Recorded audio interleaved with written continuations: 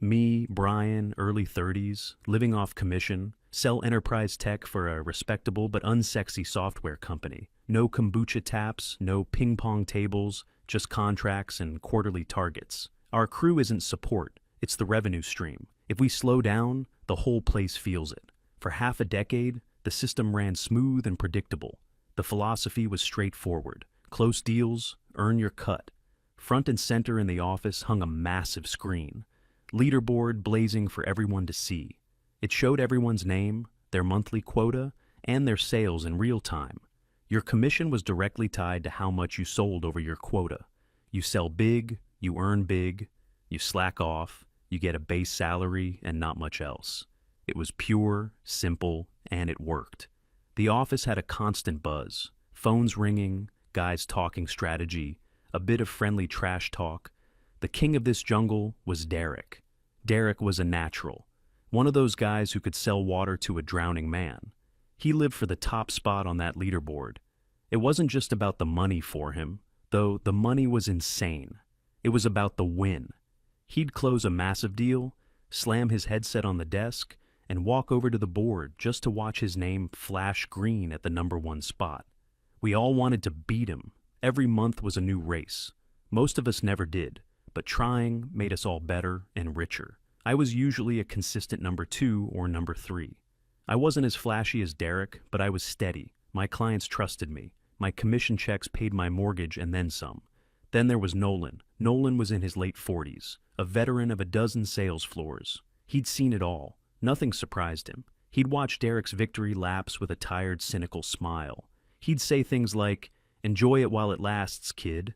The world always finds a way to screw with a good thing."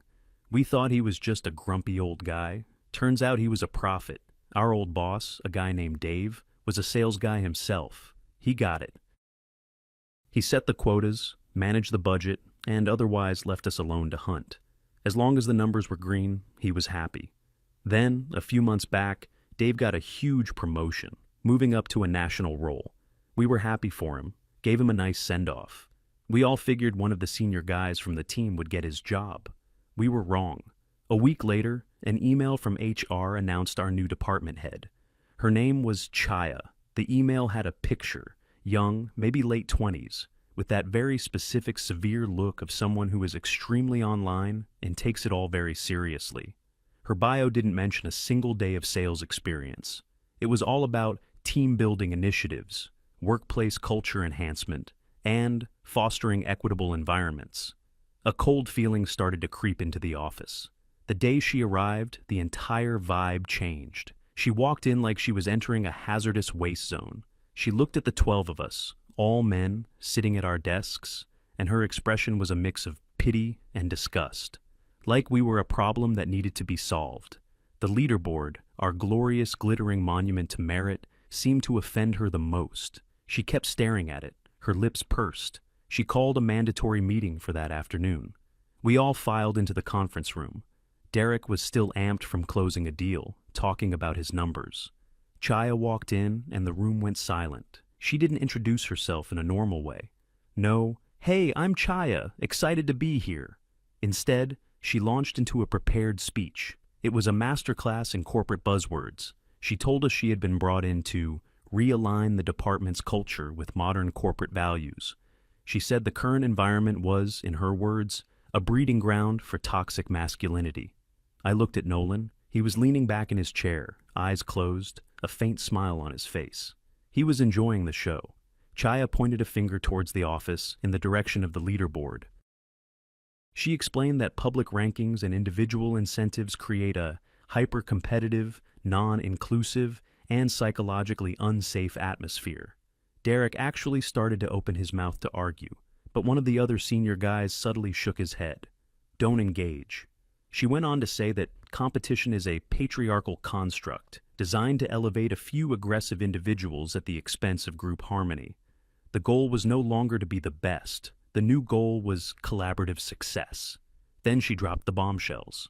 Effective immediately, the leaderboard was being removed. All individual commissions and performance-based bonuses were abolished.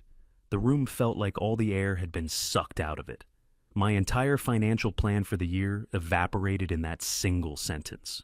Derek looked like he had been physically struck. His face was pale. That's his entire motivation, his entire reason for getting up in the morning, gone. In its place, she was introducing a new team success dividend. If and only if the entire department collectively hit 100% of the monthly sales target, every single person would receive a small, flat-rate bonus. Someone asked how much the bonus would be. She named a number. I did some quick math in my head. It was less than a quarter of my worst bonus month in the last 3 years. For Derek, it was probably less than what he spent on coffee. It was a rounding error, an insult. She finished her speech with a bright, artificial smile. She told us she was so excited to build a workplace based on equity, not rivalry. She expected us all to be thrilled. The meeting ended. Nobody said a word. We just filed back out to our desks in a daze. The next morning, we came in and there was a blank space on the wall where the leaderboard used to be. It was like a tombstone. The mood was bleak. The usual morning buzz was gone. It was dead silent. A few of the guys were polishing their resumes. Others were just staring blankly at their screens. Derek was furious. He was pacing, talking about going to HR, going to Chaya's boss, raising hell. He was ready to burn the whole place down. It was Nolan who stopped him. A few of us had gathered near the coffee machine, a sort of spontaneous council of war. Nolan was calm. He told Derek that going to HR was the worst possible thing he could do. He explained it perfectly. The moment Derek, the top-performing white male, complains about the new female boss and her equity policies, the story writes itself. He'd be labeled as a misogynist who can't handle a woman in charge. He'd be accused of being resistant to change, a relic of the old boys club. His legitimate financial concerns would be dismissed as the whining of a privileged man who couldn't stand to lose his top spot. HR would protect her, not him. She was the diversity hire. He was the problem she was hired to fix. We all knew he was right. We'd seen it happen in other departments. Derek deflated. He knew it was true. So what do? We just take it? Nolan took a slow sip of his coffee. He said we weren't going to fight her. We weren't going to complain. We were going to give her exactly what she asked for. No competition? Fine. We won't compete. Collaboration? You got it. We will collaborate on doing the absolute bare minimum. A team bonus for hitting 100% of the target? Okay. Our new collective goal is 100.0%, and not a single percentage point more. He called it malicious compliance. Work to the rule, not to the spirit. She wanted to turn a team of sharks into a school of goldfish, so we would become the most placid, cooperative, and mediocre goldfish she had ever seen. The idea spread like wildfire. There was no formal agreement, just a collective understanding, a quiet nod between desks. The rebellion would be silent. The first month of the new era began. The change was surreal. The office, once a high-energy powerhouse, became as quiet as a library. The phone stopped ringing constantly. The urgent high-stakes calls were replaced by routine check-ins. No one was pushing for the extra sale, the upsell, the long-shot deal. Why would we? There was no incentive. Derek's transformation was the most dramatic. We had a shared spreadsheet to track our collective progress towards the monthly goal. It was Chaya's idea, for transparency.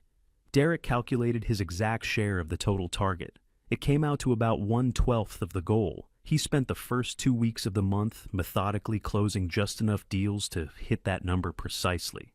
On the day he hit his target, he leaned back in his chair, put his feet up on his desk, and started browsing luxury watch websites. He did this for the rest of the month. If a client called, he'd take the call, but he wouldn't push. He wouldn't try to close. He'd just say, "I'll get back to you next month on that." I did the same. I hit my minimum number, and then my motivation just vanished. It was a strange feeling. For the first time in years, I wasn't stressed. I also wasn't engaged. I was just present. I spent my afternoons organizing my desktop folders, clearing out my email inbox, reading the news. We all did our part. We'd check the tracker. "Hey Steve, you're a bit behind. The team needs you." "Mike, you're a little too far ahead. Maybe slow it down." We were collaborating perfectly. The last week of the month was tense. We were at 95% of the goal. A few of the newer guys started to panic, thinking we wouldn't make it. Nolan just laughed. He said, "Watch this." He had a few deals he'd been keeping warm, sitting on the contracts. On the second to last day of the month, he closed them. It pushed us to 100.5%. He was immediately scolded via group chat for overachieving and making the rest of us look bad. It was all a joke, but not really. We had met the goal. We had succeeded by Chaya's new metrics. The cost of that success was staggering. The final numbers came in. Our department's total revenue was down 42% compared to the previous month. It was the worst month for the department in over a decade. We all knew it was a catastrophe. Chaya, however, saw it differently. She called another meeting. She stood in front of us with a huge smile, holding a printout of the results. She congratulated us on our amazing teamwork and for coming together to achieve a common goal. She didn't mention the 42% drop in revenue, not once. It was as if that number didn't exist. In her world, the only thing that mattered was that we hit 100% of the target she set. The process was more important than the result. Derek, unable to help himself, raised his hand. He asked very politely if management was concerned about the massive drop in overall sales. Chaya's smile tightened. She told him that he was still thinking in an outdated, individualistic framework. She explained that we were in a rebuilding phase, and that a temporary dip in numbers was a small price to pay for a healthier, more sustainable work culture. She said she was incredibly proud of us. Then, to add insult to injury, she announced a new mandatory activity. Every morning, we would now begin the day with a 15-minute sharing circle, a chance for us to go around the room and share our feelings about the workplace and our personal challenges. She wanted us to be vulnerable with each other. I looked at the faces in the room, a group of seasoned professional salesmen. The idea of sitting in a circle holding hands and singing Kumbaya was met with a universal silent groan. The first paycheck of the new regime arrived. My take-home pay was down by about half. I saw Derek looking at his pay stub with a look of pure disgust before deleting the email. The tiny team success dividend was there, a pathetic little lump sum that barely covered a week of groceries. The second month started, and the new routine was even worse. The morning sharing circles were the most painfully awkward 15 minutes of my life, every single day. Chaya would start sharing something about how she was feeling centered or challenged by patriarchal microaggressions in the coffee shop. Then it would be our turn. Most of us just mumbled, "I'm fine," or feeling good about the week. One of the younger guys, trying to be a good sport, once shared that he was stressed about his sick dog. Chaya told him that his attachment to pet ownership was an interesting avenue to explore from a post-capitalist perspective. The kid never shared anything again. Nolan was a master of the sharing circle. When it was his turn, he would just say, "I feel a deep and abiding sense of workplace harmony," in the most deadpan voice imaginable, and then stare at Chaya without blinking until she moved on. The work itself got even slower. Now that we knew the system, we paced ourselves even more. Why rush to hit your minimum target in 2 weeks when you could stretch it out over 4? The office was a ghost town. Long lunches became the norm. Guys would leave at 4:30 p.m. The hustle was completely gone. We were all working just hard enough not to get fired.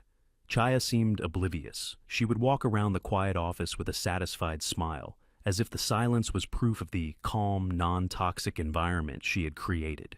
She didn't see a lack of productivity. She saw peace. Halfway through the month, the numbers on our shared tracker were bad, really bad. We were trending to hit maybe 70% of the target. The casual, "let's just hit the minimum" plan had backfired. The collective apathy was so total that even the minimum seemed like too much effort. Suddenly, there was a risk of not even getting the tiny, insulting bonus. Chaya finally noticed. The panic started to set in for her. Her calm, smiling facade began to crack. She started sending out motivational emails every morning, full of inspirational quotes and corporate art of diverse teams rowing a boat together. No one read them. She started scheduling one-on-one meetings with each of us. My meeting was bizarre. She didn't ask about my clients or my pipeline. She asked me how I was feeling about my role in the team. I gave her some generic corporate answer. She told me she felt I wasn't emotionally invested in the group's success. I wanted to tell her that I'm emotionally invested in my mortgage, my car payment, and my kids' college fund, all of which were now in jeopardy because of her policies. But I just nodded and said I would try to be more invested. Her meeting with Derek was apparently legendary. We couldn't hear it all, but we saw them through the glass wall of her office. She was animated, waving her hands. Derek was leaning back, looking completely bored. He told us later that she accused him of psychological sabotage. She said he was the former pack leader, and his lack of enthusiasm was poisoning the rest of the team. She believed his wounded male ego was causing him to deliberately underperform to make her look bad. Derek's response was perfect. He told her he was following her rules. He was collaborating. He was not competing. He was focused on the team goal. He asked her to point to a single rule he had broken. She couldn't. He had done nothing wrong according to her own system. He was her model employee, and it was destroying her. The last week of the month was a complete disaster. Chaya was in full meltdown mode. She tried a new tactic: public shaming, disguised as encouragement. She would walk over to someone's desk and say, loud enough for everyone to hear, "John, the team is really counting on you to close that deal today. We don't want to let everyone down, do we?" It had the opposite effect. It just made everyone resent her more. The final days ticked by, the numbers didn't move, the month ended. The final result, 78% of the target. We had failed. There would be no team success dividend. The total revenue was even lower than the previous month. The company had lost a massive amount of money. A deep, dark gloom settled over the office. We hadn't just lost our commissions. We had lost, period. And it felt awful. We were all waiting for the other shoe to drop. There was no way management could ignore numbers this bad. Something had to break. The day after the disastrous month end, Chaya called another mandatory meeting. Her cheerful, condescending demeanor was gone. She looked stressed. There were dark circles under her eyes. She walked into the conference room and didn't even say good morning. Her tone was sharp, accusatory. She told us that she was profoundly disappointed in our performance. She said that she had provided us with a psychologically safe and collaborative framework, and we had failed to embrace the opportunity. According to her, the problem wasn't her system. The problem was us. Our ingrained resistance to collaborative methodologies. Derek started to say something, but Nolan, sitting next to him, put a hand on his arm. Not yet. Let her talk. Chaya then unveiled her brilliant new plan to foster mutual accountability. It was a mandatory buddy system. Each of us was assigned an accountability partner. Your performance for the month would be directly linked to your partners. You were supposed to support, encourage, and enable each other. We had to have daily check-ins with our partner and submit a weekly report to her, co-signed, detailing our collaborative efforts. She thought she was being clever. She thought she could force us to care about each other's numbers by tying our performance together. She had just invented teamwork, but with more paperwork and forced social interaction. My assigned partner was one of the younger guys, Tim. He was a good kid, but he was clearly terrified of Chaya and just wanted to keep his job. Derek was paired with Nolan. Chaya announced that pairing with a smirk, saying she wanted Nolan's veteran experience to mentor Derek's latent leadership potential. She was trying to put her two biggest problems in a cage together, hoping they'd neutralize each other. It was a massive miscalculation. The third month began, and it was somehow even more dysfunctional than the second. The buddy system was a complete farce from day one. Our daily check-ins were a joke. Tim would walk over to my desk, looking nervous. "So, you, making any calls?" I'd tell him, "Yeah, a few." "You?" "Yeah, me too." "Okay, good check-in." The weekly reports were works of fiction. We filled them with the most meaningless corporate platitudes we could think of. This week, Brian and Tim engaged in synergistic workflow alignment to maximize client outreach potential. We leveraged our mutual skill sets to overcome collaborative challenges and foster a positive feedback loop. Chaya read these reports and seemed to believe them. She'd send back emails with notes like, "Excellent progress. This is what true teamwork looks like." Meanwhile, Derek and Nolan's partnership was a thing of beauty. They held their check-ins at the coffee machine. They'd just stand there, talking about sports, or cars, or anything other than work. Their weekly reports were masterpieces of sarcastic compliance. Nolan wrote things like, Derek has shown remarkable growth in his journey away from individualistic paradigms.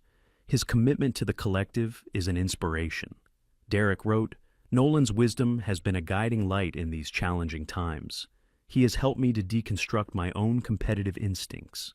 They were openly mocking her, but her ideology was so rigid that she couldn't see it. She took it as a sincere victory. The actual sales numbers, however, continued to be abysmal. We were all still operating on the bare minimum principle. The buddy system just meant we now had to coordinate our slacking off. But then something happened that changed the game. It was about the middle of the month. Derek got a call. It was a huge potential client, a company we had been trying to land for over a year. Under the old system, this would have been Derek's Super Bowl. He would have locked himself in a conference room, worked 18-hour days, and moved heaven and earth to close that deal. The commission would have been life-changing. But now, there was no incentive. The potential revenue from this one deal was more than our entire department's monthly quota. Closing it would mean we'd hit our team goal instantly. It would also mean that Derek would do 90% of the work, and the reward would be the same tiny, pathetic team bonus for everyone. He'd make the company a fortune and get a few $100s for his trouble. So, he didn't chase it. He treated this massive company-making client like any other small-time lead. He was polite. He answered their questions. He told them he'd send a proposal sometime next week. There was no urgency, no fire. The client, used to being courted aggressively, was confused. They called back a few days later, asking for the proposal. Derek told them he was still collaborating on it with the team to ensure it aligned with our new holistic values. This was a lie, of course. He was just stalling. We all knew what was happening. We watched it unfold like a slow-motion car crash. The client got tired of waiting. They were a serious business, and they needed a vendor who was serious about their business. A week later, we heard through the grapevine that they had signed a massive multi-year contract with our biggest competitor. The news hit the office like a shockwave. This wasn't just about a bad sales month anymore. This was a direct, catastrophic loss that would have repercussions for years. Chaya found out, and she completely lost it. She stormed out of her office and marched over to Derek's desk. She was shouting, in the middle of the open office. She screamed at him, asking how he could have been so incompetent, how he could have let them get away. Derek just sat there, calm and collected, letting her yell. When she finally ran out of breath, he looked up at her. He spoke in a low, even voice that somehow cut through the entire office. He explained that he followed her process perfectly. He didn't rush. He didn't engage in aggressive competitive tactics. He worked on it collaboratively with his accountability partner. He focused on the journey, not the outcome. He told her, "I am the model employee of the system you created. This result is the system working as designed." Her face went from red with anger to white with shock. She had no response. She had been beaten with her own logic, her own rule book. She just turned around, walked back into her office, and slammed the door. The rest of the month was a funeral procession. We didn't even come close to hitting the target. I think the final number was somewhere around 60%. The quarter was ending, and that meant the quarterly business review was coming. This wasn't just a meeting with Chaya. This was a meeting with her boss, the regional director, a man named Mr. Harrison. We didn't know much about Harrison. He was based in the corporate head office and usually only showed up once or twice a year. Nolan knew him, though. He told us Harrison was an old-school guy, a numbers man. Started his career in sales and worked his way up. He didn't care about buzzwords or culture initiatives. He cared about one thing, profit and loss. The day of the review arrived. Mr. Harrison walked into our department. He was in his late 50s, tall, impeccably dressed.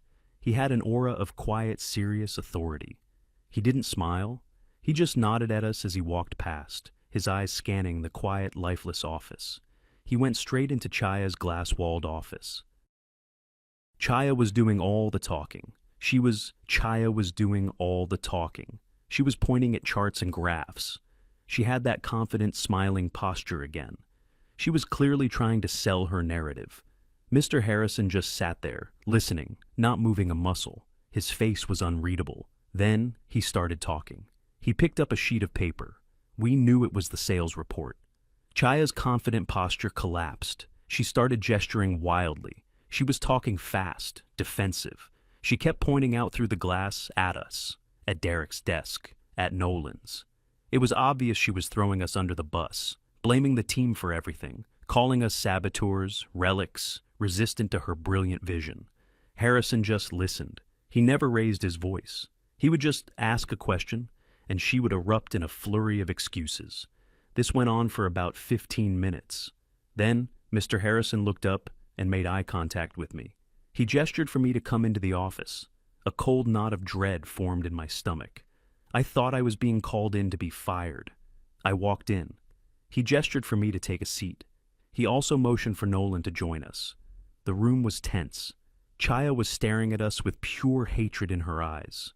Mr. Harrison looked at me, then at Nolan. He didn't ask for our opinions. He didn't ask for excuses. He put the sales report down on the table between us. It was covered in red ink.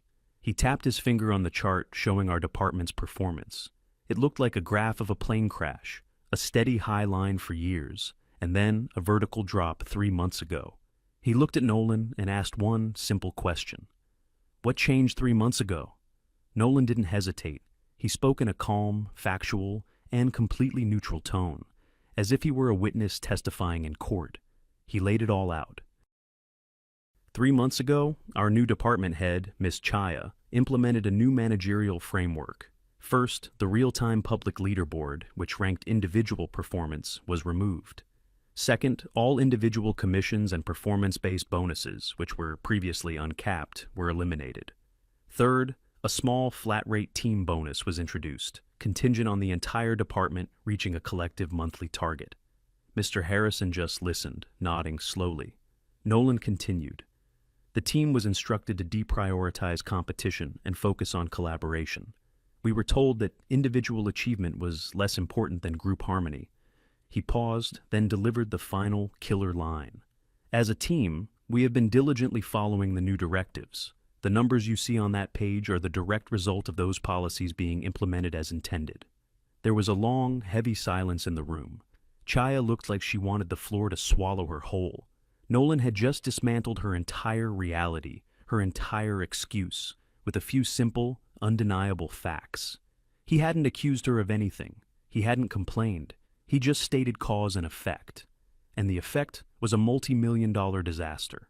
Mr. Harrison stared at the report for a few moments. Then he looked at us. Thank you, gentlemen. That will be all. We got up and walked out of the office. We sat back down at our desks. The whole office was silent, waiting. 10 minutes later, Chaya's door opened. Mr. Harrison walked out. He didn't even look at her. He just said, "My assistant will be in touch," and walked out of the department. A few minutes after that, Chaya emerged. She was carrying one of those standard cardboard boxes for personal belongings. Her face was pale and blotchy. Her eyes were red. She walked through the office, past all our desks, without looking at a single one of us. She was gone, just like that. The reign of terror was over. The next morning, Mr. Harrison came back. He called us all into the conference room. He stood at the head of the table. He didn't sit down. His speech was probably the shortest and most effective I've ever heard from a corporate executive. He said, "Good morning. As of today, I am your interim department head. The experiment of the last quarter is officially over. Effective immediately, the previous compensation plan is reinstated. All individual commissions and performance bonuses are back." A quiet murmur went through the room, a wave of relief. He wasn't finished. Maintenance is on its way to reinstall the leaderboard on the wall. It should be operational by noon. Your quotas have been reset. Your only job is to sell. That's it. He looked around the room, making eye contact with each of us. Any questions? No one had any. Good, he said. Get back to work. And he walked out. It was like a switch had been flipped. Before I had even gotten back to my desk, I heard it. The sound I hadn't heard in 3 months. It was Derek. He was on his headset, his voice sharp, energetic, persuasive. "John, great to hear from you. Listen, about that expansion plan we talked about last year. I think I have a solution that's going to make you very, very happy." He was hunting again. The shark was back in the water. Across the office, phones started ringing. The buzz was back. The energy level in the room went from 0 to 100 in less than 5 minutes. It was loud. It was chaotic. It was competitive. By noon, the big screen was back on the wall, glowing with our names and numbers. By the end of the day, Derek was already at the top of the board with a massive sale. He did a victory lap, and for the first time in months, nobody resented him for it. We were happy to see it. It felt normal. It felt right. I closed a decent deal myself, and it felt incredible knowing that my effort was directly connected to my reward again. I looked over at Nolan. He was on the phone too, charming a client. He caught my eye and gave me a slow, knowing wink. I finally understood what he meant when he said the world always finds a way to screw with a good thing. But sometimes, if you're patient, it also finds a way to fix it. The office was toxic again, and business was booming.